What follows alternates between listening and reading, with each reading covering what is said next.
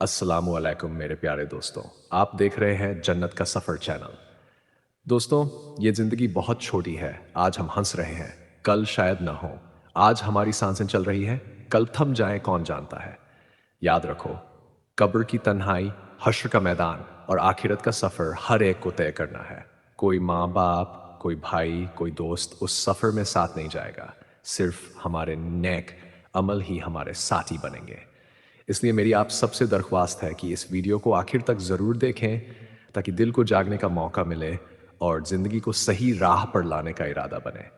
अगर ये बातें आपके दिल को छू जाएं, तो इसे अपने दोस्तों और अपनों तक ज़रूर पहुंचाएं और चैनल को सब्सक्राइब करके हमारे साथ इस जन्नत के सफ़र का हिस्सा बन जाए। और जहाँ से हमारी आखिरी बात रुकी थी, यहीं से उनकी कहानी फिर एक नए सवेरे की तरह आगे बढ़ती है। एक ऐसे सवेरे की तरह जिसमें न केवल मदीना की सड़कों पर बल्कि लोगों के दिलों में भी नई रोशनी फैलने लगी। अली रजी अल्लाहु अन्हु का घर अब केवल एक घर न रहा, वह एक मिसाल बन गया। एक मिसाल जो हर उस शख्स के लिए प्रेरणा थी जो ईमान की राह पर चलना चाहता था, लेकिन साधारण कठिनाइयों से घबराता था। लोग अब दूर दूर से आते, न केवल खाने की अपेक्षा से बल्कि अपने अंदर की उस सूखी पीठ पर दवा मांगकर जो सदियों से नर्म नसीहत की कमी से पतली पड़ चुकी थी। बच्चे हसन और हुसैन की मुस्कानें शहर भर में फैलती। लोग कहते कि उनके मुस्कान में कुछ ऐसा है जो सीधे जन्नत की खुशबू से उठकर आया हो। फातिमा रजी अल्लाहु अन्हा की सादगी और दुआओं की हल्की सी गूंज अब हर घर की दीवारों पर सुनाई देती थी। महिलाएं उनका नाम लेकर रोटी तोड़ती और उनके सिखाए हुए छोटे छोटे सबक घर घर में अमल बनते गए। समय के साथ अली और उनकी बीबी ने जो काम शुरू किया था, रोजाना मिलकर दुआ करना, गरीबों को खिलाना, रईस और गरीब के बीच दायरे मिटाना, वह धीरे धीरे एक सामाजिक आंदोलन बन गया। व्यापारी अब केवल मुनाफे की बात नहीं करते थे, वे भी ये पूछने लगे कि क्या उनकी कमाई में कोई हिस्सा अल्लाह की राह में जा रहा है। किसान जो पहले अपने खेतों में बंद रहते थे, अब मस्जिद की दहलीज पर मिलकर बैठते और अपनी फसल में किसी जरूरतमंद को हिस्सा देना अपना फर्ज समझते। ये सब कुछ अचानक नहीं हुआ, ये हौले हौले रोजमर्रा के छोटे छोटे फैसलों के जरिए हुआ। लेकिन हर उजाले में कहीं न कहीं कोई दूध का टुकड़ा भी रह जाता है। जिन्नों की चालें अब और भी सूक्ष्म हो गई थीं, वे सीधे तौर पर हमला न करके किसी इंसान के मन में छोटी छोटी खटकने डालते। कोई अपने पड़ोसी की बात को बढ़ाकर बताता, कोई अपवादों को सामान्य बताकर लोगों को शक्ल शक में डाल देता। इस तरह की नाजुक बीमारियां समाज में फैलती रहीं, पर हाजिर जवाबी कदम भी मिल गया। वह जवाब था खुलकर बातचीत, सामूहिक दुआ और जरूरतमंदों के बीच बांटने की आदत। एक दिन एक बड़ी सभा बुलाई गई। मस्जिद के मैदान में लोग इकट्ठा हुए और रसूलुल्लाह सल्लल्लाहु अलैहि वसल्लम ने फिर से इतना सादा पर गहरा संदेश दिया कि हर कोई चुपचाप सुनते ही रह गया। इखलास, ये वो चाबी है जो हर दिल के ताले खोलती है। जो अपने नेक कामों में सच्चा होगा, उसे अल्लाह की तरफ से बेइंतहा मदद मिलती रहेगी। ये वचन लोगों के दिलों में घर कर गया और हर गांव, हर मंजिल में फैलने लगा। समय के साथ मदीना की गलियां बदलने लगीं। पहले जहां एक दूसरे से भाईचारे की अपेक्षा नहीं की जाती थी, अब लोग अपने घरों में मेजबानियां करने लगे, एक दूसरे के बच्चों के जन्मदिनों पर खिलाने लगे, बुजुर्गों के लिए दफ्तरों से छुट्टी लेकर रेडीनेस करने लगे। अली का घर लोगों के लिए एक आश्रय बन गया जहां कोई अपने आप को अकेला महसूस करे। उन दिनों अली की नज़रों में सबसे बड़ी दौलत यह थी कि एक छोटा सा कटोरा दाल किसी भूखे के मुंह में डालकर उसने कैसे अपने अंदर की बदनीयती मिटा दी। फिर एक नई घटना हुई। एक वक्त आया जब एक जाहिरा सा नुकसान मदीना के पास आए खेतों में फैल गया। अकस्मात कुछ पशुधन बीमार पड़ने लगे। लोग परेशान थे क्योंकि राशन कम हो रहा था। कई लोगों ने सोचा कि यह किसी सिद्धि का असर है, तो कुछ ने शंका जाहिर की कि यह किसी जादू का काम है। अली ने खुद इन परेशानियों का हल निकालने की ठानी। उन्होंने उन खेतों और घरों के लिए एक विशेष दुआ और जुलूस का आयोजन किया। न केवल दुआ बल्कि साथ साथ चिकित्सकीय मदद और साफ सफाई का इंस्ट्रक्शन भी दिया गया। लोगों ने मिलकर पशुओं की देखभाल की, चारे की व्यवस्था की और बीमारियों के इलाज के लिए साधारण उपाय अपनाए। कुछ हफ्तों में ही परिस्थितियां बदलने लगीं और पशुधन स्वस्थ होने लगे। ये घटना लोगों के दिल में फिर एक साझा यकीन भरने का कारण बनी कि जब दिल मिलते हैं और काम एक साथ होता है तो मुश्किलें अपने आप घुटकर रह जाती हैं। समाज में कई लोग अब अली की मिसाल से प्रेरित होकर छोटे छोटे वक्त पर नेक काम करने लगे। एक ने बेटियों की शादी के लिए फंड दिया, दूसरे ने अनाथों के नाम रोजाना दान करने की पहल की। साल दर साल मदीना का यह हिस्सा एक चमकदार नजराने की तरह उभरा जिसने आसपास के शहरों को भी प्रभावित किया। और जब कंधे पर यह नाजुक परंतु मजबूत जिम्मेदारी आई, तो अली ने कभी भी इस बात का शौक नहीं दिखाया कि देखो मैंने कितनी मदद की। उनकी हरकतें बातें नहीं करती, सिर्फ असर रहती। फिर एक समय आया जब अली के पास एक नया इम्तिहान आया। इस बार न तो जन्नती खाने की घड़ी थी और न ऊंट की चीखती पहरेदारी। ये एक निजी इम्तिहान था, एक दिल का इम्तिहान। उनके पास एक अवसर आया जिससे वे बड़ी दौलत कमा सकते थे। किसी अमीर व्यापारी ने उन्हें अपने व्यापार में हिस्सा लेने का प्रस्ताव दिया, ये कहते हुए कि इससे वे और ज्यादा लोगों की मदद करने में सक्षम होंगे। पर उस प्रस्ताव के बदले कुछ शर्तें थीं, और कुछ शर्तें उस सीधी सादी राह के अनुरूप नहीं थीं जिसे अली और फातिमा ने चुना था। रातों की सोच विचार और दुआओं के बाद अली ने फैसला किया कि वे ऐसी किसी भी डील से परहेज करेंगे जो ईमान और नीयत के खिलाफ हो। उन्होंने आराम और विलासिता के रास्ते को ठुकराकर वही राह चुनी जो हमेशा उनकी पहचान रही, सादा जीवन, सच्ची दुआ और सब्र। इस फैसले ने कई लोगों को चौंका दिया। कुछ ने कहा कि यह समझदारी नहीं है, पर समय ने फिर साबित किया कि अल्लाह की राह पर टिके रहने का फल अक्सर धीरज और यकीन के साथ आता है। जैसे जैसे साल बीते, अली और फातिमा की शिक्षाएं अगली पीढ़ी में गढ़ने लगीं। हसन और हुसैन बड़े हुए और उनकी जिंदगी भी अपने आप में मिसाल बन गई। उन्होंने भी अपने पिता के दिखाए हुए रास्ते पर चलना सीखा। नमाज की अहमियत, गरीबी में मदद की अहमियत और सबसे ऊपर दूसरों के लिए अपने आप को समर्पित करने का पाठ। मदीना में उनके नाम के साथ जो लोग जुड़े हुए थे, वे हर बार उदाहरण के तौर पर वही सिखाते कि कैसे साधारण इंसान भी असाधारण बन सकता है। बस जरूरत है सफेद दिल की और नेक नियत की। कई सालों के बाद जब लोग पीछे मुड़कर देखते हैं, तो उन्हें याद आता है कि वह सब कुछ एक छोटे से चुनाव से शुरू हुआ। एक भूखे फकीर को उठाकर घर लाने का। यह निर्णय दिखने में इतना छोटा था कि कोई शायद उसे ध्यान में भी न रखता, पर इसका असर ऐसे फैल गया जैसे कोई बूंद सागर में गिरती है और लहर बनकर किनारों तक पहुंच जाती है। उसी बूंद के कारण कितने लोगों की जिंदगी में चेंज आया, अनाथों को आश्रय मिला, बुजुर्गों को सहारा मिला और युवा अपनी रूहानी राह पर टिके रहे। कहानी का यह हिस्सा हमें यही सिखाता है कि नेक काम का असर अक्सर हमारी सोच से परे होता है। हम कभी अनुमान नहीं लगा सकते कि कोई छोटा सा एहसान किस किस्मत की डोर खींच देगा। और यही वह सच्चाई है जो अली रजी अल्लाहु अन्हु की जिंदगी ने हमें दिखाई, कि सच्ची हीरोइज्म बड़ी बड़ी जीतों में नहीं, बल्कि रोजमर्रा के छोटे छोटे दीन दिल से किए गए कामों में छिपी होती है। आखिरकार मदीना के उन गलियों में आज भी जब बूढ़े अपने पोते पोतियों को ये कहानी सुनाते हैं, तो उनकी आंखों में वही चमक रहती है। बच्चे चुपचाप सुनते हैं और निर्दोष दिलों से सीखते हैं कि इंसानियत की सेवा में जो भी लग जाए, अल्लाह उसे कभी खाली हाथ नहीं छोड़ता।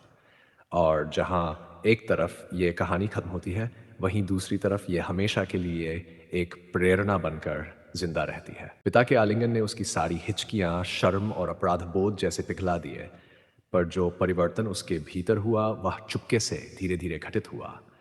वह रात भर नहीं रुका कि वह अपने आप को कैसे सुधार पाएगा। उसने सोचा कि सिर्फ माफी मांग लेने से काम नहीं चलेगा। सच्ची माफी का मतलब है बदल जाना। इसलिए उसने ठान लिया कि अब वह अपने हर कदम में ईमानदारी और विनम्रता ही रखेगा।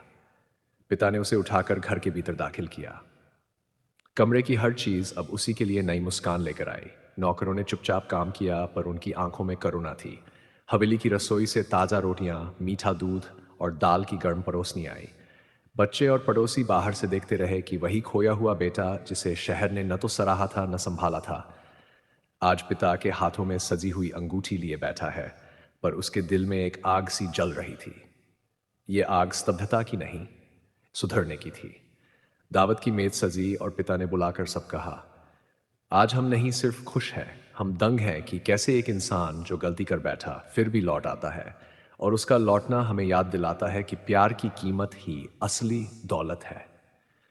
यूहन्ना ने चुपचाप खाना खाया, आंखों से आंसू बहते रहे। हर निवाला जैसे उसकी आत्मा को झकझोरता हुआ गुजर रहा था। उसने सोचा, कभी मैंने पिता के हाथों से लिया था, पर वापसी में मैंने क्या दिया। अब वह ठान चुका था कि अपने कर्मों से वापसी को हमेशा सही साबित करेगा।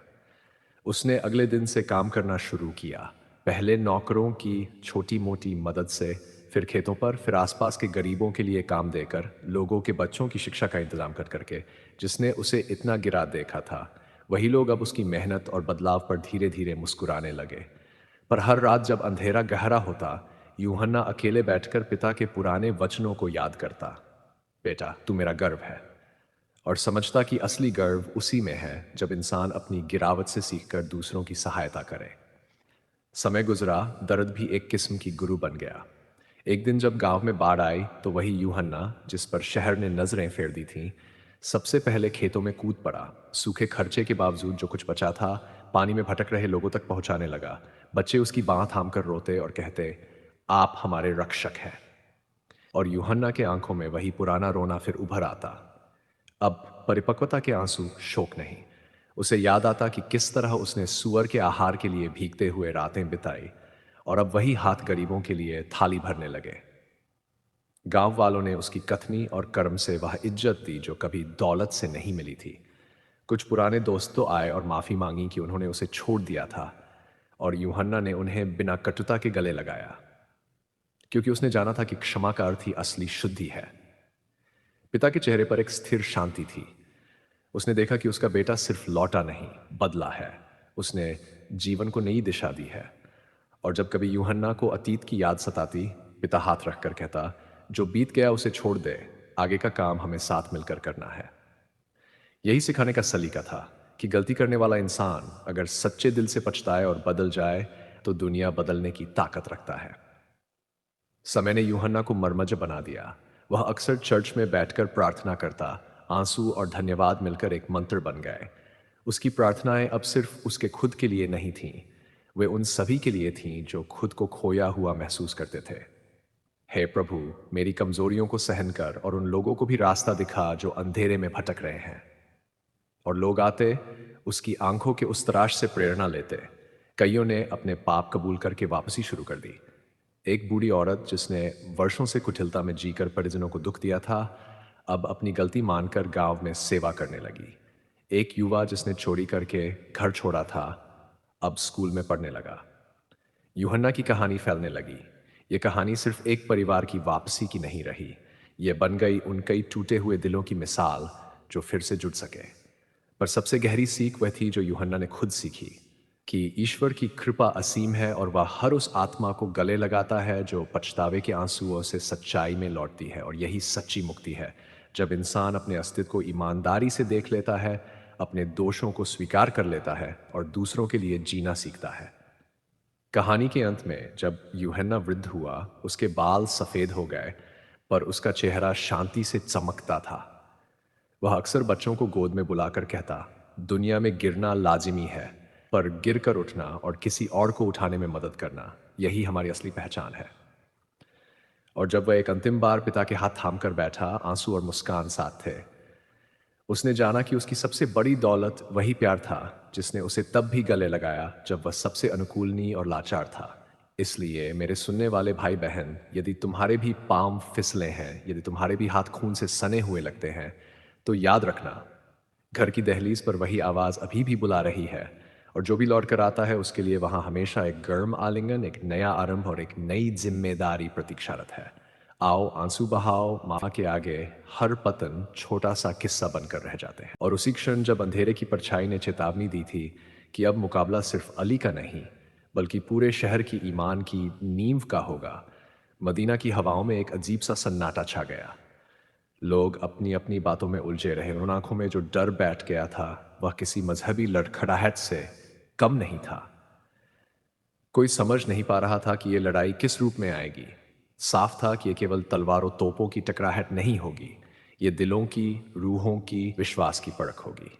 रात गहरी हुई तो फिर वही अंधेरा लौटा, इस बार और भी ज्यादा गहरी साया लेकर।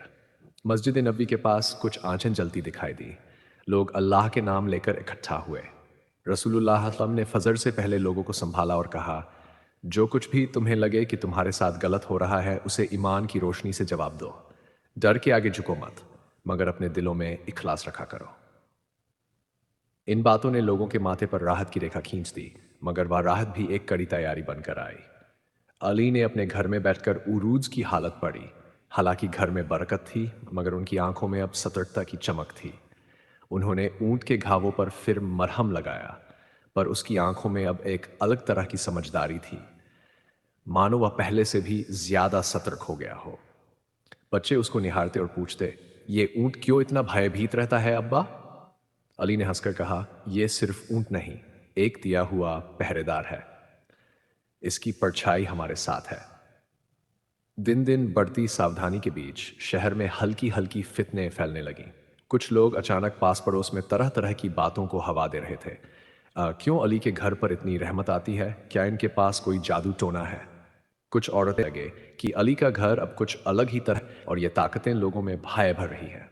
पर सच्चाई ये थी कि जिस घर में इखलास होता है, वहां से निकलने वाली रोशनी अक्सर कायरों की आंखों को चुभती है। उसे समझना मुश्किल होता है, इसलिए लोग अनुमान लगाने लगते हैं। फिर एक सवेरा आया जब बाजारों में खबर चली, एक अजीब सी बीमारी फैली है। लोग रातों में अजीब तरह के सपने देख रहे हैं, जिनमें उन्हें काले चिन्ह, फुसफुसाते हुए शब्द और डरावने परछाइयों की आवाजें सुनाई दे रही हैं। कुछ नौजवान सुबह उठते ही बुरी तरह थके हुए और डर से सिहर रहे होते थे। बूढ़े बोले कि यह किसी जादुई मुफसिद की करतूत लगती है। हालांकि बहुत से लोगों ने देखा कि इस तरह की दिक्कतें उन्हीं इलाकों में ज्यादा हैं जहां ईमान की चमक कम हो चुकी है, जहां सख्त नफरत और ईर्ष्या का जहर पला था। मदीना के बुजुर्गों ने मिलकर मस्जिद में दुआ ए जमा कराई। रसूलुल्लाह सल्लल्लाहु अलैहि वसल्लम ने लोगों को समझाया कि इन चीज़ों का असली इलाज रूहानी है, इखलास, नमाज, कुरान की तिलावत और एक दूसरे के साथ मोहब्बत। उन्होंने कहा कि जिन इब्लिस के फसाद का मुकाबला करने के लिए हिंसा से काम नहीं बनेगा, बल्कि सब्र और नर्म दिली से ज्यादा असर होगा। यह सुनकर अली और उनके घर वालों ने हर नमाज के बाद और रात में जिद्दत के साथ तिलावत पढ़ना शुरू कर दिया। फिर एक रात उस अंधेरे में कुछ अलग ही हुआ। अली के घर के पास खड़ी एक बूढ़ी औरत, जिसे लोग मामूली सी नानी समझते थे, रात भर रोती हुई मिली। उसके हाथ कांप रहे थे और आंखों में ऐसी पीड़ा थी जैसे किसी ने उसके घर को छलनी कर दिया हो। अली ने उसे अपने घर बुलाया और चाय दी। बूढ़ी औरत ने बताया कि घर से एक आवाज ने उसे तड़पाया, तेरी औलादों को मेरी आग में झोंक दूंगा। उसने कहा कि उसकी बेटी की आंखों में अजीब सा अंधेरा नजर आया जो खुद ब खुद जागने लगता है। अली ने अपने कपड़े बदलकर तुरंत उस घर की ओर चल दिया। दरवाजा खुलते ही अली ने देखा कि वहां भी कुछ परछाइयों की तरह घुमड़ने वाली चीजें हैं, हाथ जैसी परछाइयां जो मानो हवाओं में लटकी हुई हों। अली ने दुख और डर के बीच ताकत दिखाई। वह दुआ करने लगा और उसके साथ उसका पूरा परिवार भी। उसकी आवाज इतनी गहरी और ठोस थी कि परछाइयां बांध सी जाती थीं। ऊंट ने उसी समय सामने आकर अपनी बड़ी सी आहट निकाली और परछाइयों की गति ठहर गई। पर यह लड़ाई केवल एक रात की नहीं थी। अगले कुछ दिनों में अली और उनके घर वालों के पास बार बार लोग आते, कोई सपनों से परेशान, कोई अचानक जोर से चीख कर उठने वाला, कोई अपने बच्चे की बेचैनी की शिकायत लेकर। अली ने हर बार सब्र से काम लिया।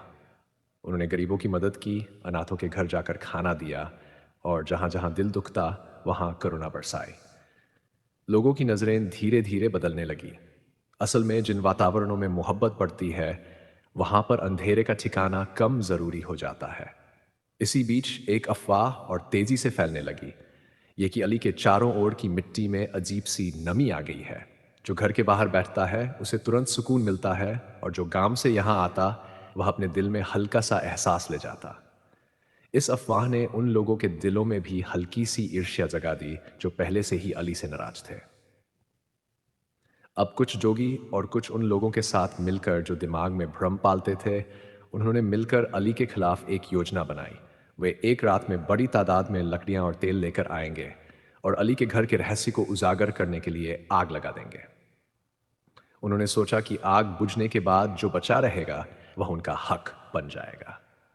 उस रात सब कुछ चुपके से हुआ, पर किस्मत देखो, अली का ऊंट बाहर अपनी जगह पर मुस्तैद खड़ा हुआ और उसने उन चालों को पढ़ लिया। जैसे ही आग लगाने वाले कुछ लोगों ने स्पीठी में आग जलाई, ऊंट ने उसे पहले ही दहाड़ लगाई। उस दहाड़ ने आसपास के लोगों को जगा दिया। मस्जिद के करीब के लोग दौड़े और रोक लगाने लगे। आग फैलने से पहले ही समुदाय एक होकर वहां पहुंचा और आग बुझा दी गई। उस घटना ने लोगों को दिखा दिया कि अली के घर के साथ अन्याय करने से पहले उनका अपना हक बचाने की जिम्मेदारी है, और जो लोग गलत कहराने आए थे वे शर्मनाक तरीके से पकड़े गए। इस सख्त परीक्षा के बाद लोगों के दिलों में कुछ बदल गया। न केवल वे लोग जो अली से नाराज थे, बल्कि जो लोग मसेला फैलाते थे वे भी चीख कर अपने किए पछताने लगे। कुछ ने सार्वजनिक तौर पर माफी मांगी और दुआ की। अली ने उन सबको माफ कर दिया, क्योंकि उनकी सोच थी कि माफ करना ईमान की चमक है और बदले की लूट हमारे दिलों को गंदा कर देगी। एक दिन एक जवान लड़का आया। उसका चेहरा काला कुचला और आंखों में थकावट थी। उसने कहा कि वह दूर शहर से आया है। वह अपनी पत्नी और बच्चों के लिए रोजी की तलाश में निकला हुआ था, पर रास्ते में उसे जिन्नों ने परेशान किया। उसके हाथ पैर सुन्न हो जाते और उसे चलने में डर लगने लगता। अली ने उसे अपने घर बुलाया, उसे नमाज सिखाई और उसके साथ कुरान की तिलावत कराई। उस रात वह लड़का पहली बार चैन से सो सका। उसने अली से कहा, तुम्हारी दुआ ने मेरे घर को बचा लिया। समय बीता गया और मदीना के लोग समझने लगे कि सच्ची ताकत दुआ और अच्छे कर्मों में है, न कि तंत्र मंत्र या किसी जादू में। अली का घर अब लोगों के लिए एक आश्रय बन गया, जहां कोई भी अपनी तकलीफ लेकर आ सकता था और जहां उसे सिर्फ धैर्य, सलाह और अल्लाह की तरबियत मिलती थी। ऊंट अब और भी शांत था। उसके कदम पर अब आश्रय और ममता का असर था, न कि केवल भय का। बच्चों ने उसे और भी प्यार से पाला और वह उनके साथ खेलना पसंद करने लगा। फिर एक रोज जब सब कुछ शांत लग रहा था, तब एक अजीब सा मेहमान आया। वह सलमान फारसी था, जिस पर पहले भी दयालुता की छाप थी। उसने अली के घर का दरवाजा खटखाया और बोला कि रसूलुल्लाह ने उसे भेजा है। सलमान ने कहा कि नबी सल्लल्लाहु अलैहि वसल्लम चाहते हैं कि इस शहर में जो भी अंधेरा फैलाने की कोशिश करता है उसके खिलाफ मिलकर रोशनी फैलाई जाए। सलमान की यह बात कोई नई नहीं थी। वह हमेशा नबी इस्लाम का वफादार रहे और लोगों में शांति लाने का काम करते रहे। सलमान के आने के बाद मस्जिद के आसपास एक योजना बनी। हर शाम कुछ लोग रोटियां, दही और खाना लेकर निकलेंगे और बेघर, गरीबों और परेशान लोगों में बांटेंगे। इसी तरह जब लोगों के घरों में दुआ और तिलावत फैलती रही, तो जिन्नों और अंधेरे की चालें स्वतः ही कमजोर पड़ती गईं। ये एक सबक था। जब इंसानों के दिलों में मोहब्बत और सहयोग बढ़ता है, तो अंधेरे की फितने अपने आप पीछे हट जाती हैं। समय के साथ जो लोग पहले अली के खिलाफ थे, वे भी बदलने लगे। अबू जहम, जिसने पहले नफरत की साजिश रची थी, उसने अब अपने किए पर कभी पछताया और अली के पैरों पर आकर माफी मांगी। रसूलुल्लाह ने वसल्लम ने उसे गले लगाया और कहा, जिसने पहचाना उसे मौका दिया जाता है। अबू जहम का दिल बदल गया और उसने अपने रोड़े रहित हृदय को नफरत से निकाल दिया। अंततः मदीना में उस समय की घटनाओं ने यह साबित कर दिया कि सच्ची रहमत और बरकत वही है जो इंसानियत को आगे बढ़ाए, जो माफी, दुआ और दया को बढ़ावा दे और जो दिलों को रोशन करे। हजरत अली के घर की बारकतें और भी फैलने लगी। लोगों ने वहां से सीख ली कि दुनिया की हर बड़ी ताकत रूह की मजबूती और ईमान से पैदा होती है। और जब लोग आज भी उस रातों के बारे में बताते हैं, तो उनकी आंखों में एक ही बात झलकती है कि जहां सच्चा इखलास होता है, वहां अल्लाह की रहमत अपने किसी ना किसी रूप में जरूर आती है। कभी वह एक ऊंट के जरिए, कभी किसी अचंभे के जरिए, कभी किसी अफवाह के टूटने के जरिए, पर आखिरकार सच का नूर हर अंधेरे पर जीता है। इतनी ही नहीं, इस सब के बीच बच्चों की मासूम हंसी और हजरत फातिमा की सादा मगर मजबूत इबादतों ने शहर में एक नई दुआ की बहार ला दी। लोग अब समझ चुके थे कि जंग सिर्फ तलवारों की नहीं होती, ये जंग है दिल की। और जब दिल जीत जाता है तो दुनिया की सारी मुश्किलें हल हो जाती हैं। इस तरह लंबी परीक्षाओं और कई रातों की दुआओं के बाद मदीना का वो हिस्सा जहां अली का घर था, एक मिसाल बन गया। एक मिसाल कि कैसे एक इंसान का इखलास, उसका सब्र और उसकी दुआ एक पूरी सभ्यता को बदल सकती है। और अली की नज़रों में कोई शान न बढ़ी, कोई घमंड न हुआ, बस एक और गहरा यकीन कि अल्लाह सदियों तक अपने नेक बंदों की हिफाजत करता रहेगा। और मदीना की उसी पाक रात में जब हवाएं कलमा पड़ती हुई गुजर रही थीं, हज़रत अली रा के घर का वह ऊंट अब बस एक जानवर नहीं रहा था, वह एक रहमत का निशान बन चुका था। वह रातों को घर के चारों ओर चक्कर लगाता, जैसे पहरेदारी करता हो कि कहीं फिर कोई बुराई इस घर की दहलीज को छूने न पाए। लेकिन अल्लाह की राह चलने वालों को परीक्षाएं अक्सर और भी बड़ी मिलती है, और इसी तरह एक नई आजमाइश आ रही थी। दूसरी रात अदृश्य दस्तकें जब सब सो चुके थे, अचानक दरवाजे पर हल्की हल्की दस्तकें सुनाई देने लगीं। अली उठे, दरवाजा खोला, बाहर कोई दिखाई नहीं दिया। फिर वही आवाज, तीसरी बार लगातार, धीरे धीरे और तेज होती चली गई। अली समझ गए, ये इंसानी आवाज नहीं है। उन्होंने ऊंट की तरफ देखा, उसके कान खड़े हो गए, उसकी आंखों में एक तेज चमक आई और वह दरवाजे की ओर बढ़ा।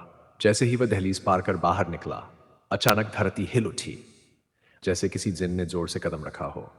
ऊंट ने एक गहरी चेतावनी भरी आवाज निकाली और वह आवाज हवा में यूं गूंजी कि दूर दूर सोए लोग भी जाकर कांप उठे। अंधेरे में एक काला साया दिखाई दिया, लंबा, ऊंचा, हवा में तैरता हुआ। उसके कदम जमीन पर नहीं पड़ रहे थे। वह जिन था, उसकी आवाज गड़गड़ाहट जैसी। ए अली, तुम्हारे घर में जो बरकत उतरती है वह हमें जला देती है। हम चाहते हैं कि इस घर का नूर बुझ जाए।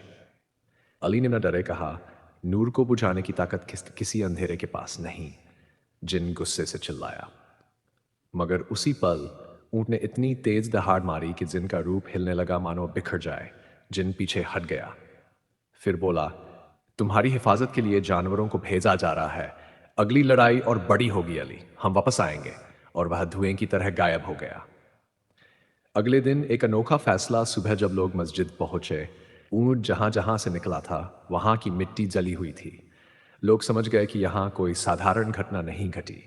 नबी सल्लल्लाहु ने फरमाया, अली का घर अल्लाह की अमानत है, जो उसे छूने आएगा वह खुद तबाह होगा।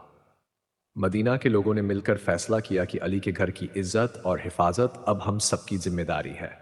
शहर के दरवाजों पर निगरानी बढ़ा दी गई।